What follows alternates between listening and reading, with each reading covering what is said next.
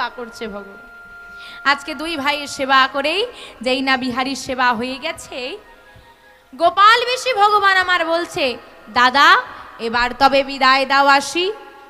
বিহারী বলছে, কোথায় যাবি? কেন বাড়ি যাব? বস চুপ করে। কেন একা একা এসেছিস, একা একা যাবি নাকি?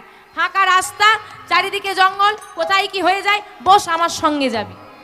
ভগবান মনে মনে চিন্তা করছে, ভক্তের বিপদ কাটাতে এসে নিজে বিপদে পড়ে গেল, কি করি এবার?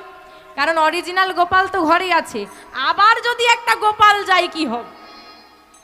ভয় আর ভগবান চিন্তা করে উঠতে পারছে না, কি করি কি করি কি করি। অন্যদিকে রাধা মাধবের মন্দির, রাধারানী দাঁড়িয়ে আছে, মাধব চলে এসেছে। যদি কোনো ভক্ত দরজাটা খুলে দেয় না, বিহারী ভগবানের বদনে তুলে দিয়েছে।